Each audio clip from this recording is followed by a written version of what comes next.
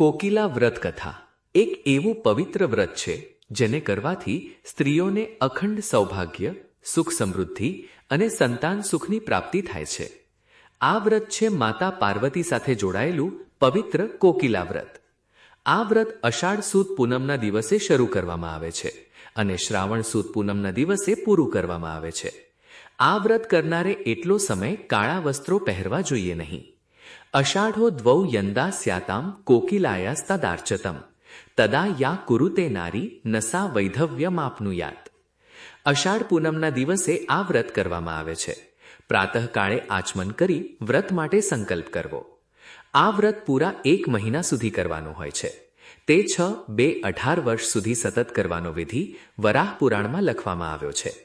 પ્રથમ 8 દિવસ સુધી તલથી, બીજા 8 દિવસ આમળાથી, ત્યાર પછીના 8 દિવસો સર્વ ઔષધિઓ વડે જલાશયમાં સ્નાન કરવું.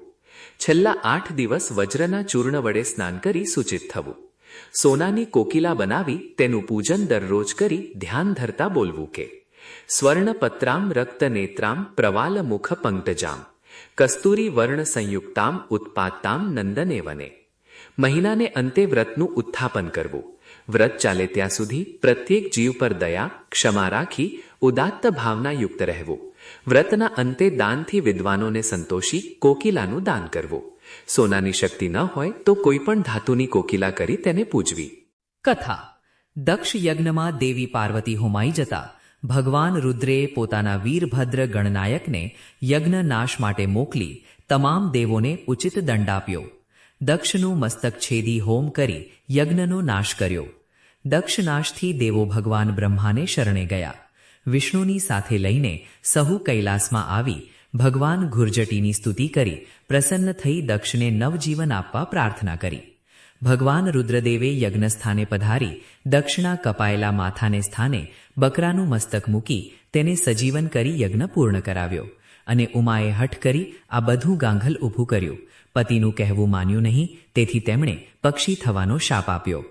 અજન્મા ભગવતી વિશ્વમાંડોદરી પ્રગટ થઈ બોલ્યા, મહેશ, આપે અનુચિત શાપ આપ્યો છે. હું આપના માનાર્થે પિતૃગૃહે દગ્ધ બની છું, છતાં આપે વ્યર્થ શાપ આપી આપની શક્તિ ક્ષીણ કરી છે.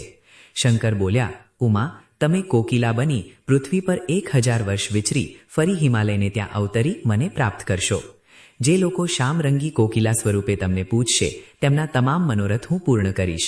તમારું વ્રત પૂજન કરનાર સમૃદ્ધ બનશે, તેની વિપત્તિ દૂર થશે, સૌભાગ્ય અખંડ રહેશે, પુત્ર પ્રાપ્તિ થશે. વશિષ્ઠ મુનિએ એક સમયે આ વ્રત પોતાના યજમાનની કીર્તિમાલય નામની પત્નીને કહ્યું હતું. વશિષ્ઠ પત્ની અરુંધતીને એ વ્રત કર્યું. ત્રેતામાં પતિથી શાપિત અહિલ્યા કોકિલા વ્રત કરી પતિશાપથી મુક્ત બની હતી. મહામાયાની કૃપાથી કોકિલા વ્રત કરનારને મહાફળ પ્રાપ્ત થાય છે. એવમ યાકુરુતે રાજન કોકિલા વ્રતમુત્તમમ સર્વ પ્રાપ્નોતિ સૌભાગ્ય પુત્ર ધાન્ય ધનાની ચ મહાલમ વાપનોતિ મહામાયા પ્રસાદતઃ. કોકિલા વ્રત માત્ર એક ધાર્મિક વિધિ નથી, પરંતુ શ્રદ્ધા, ધીરજ અને ભક્તિનું પ્રતીક છે.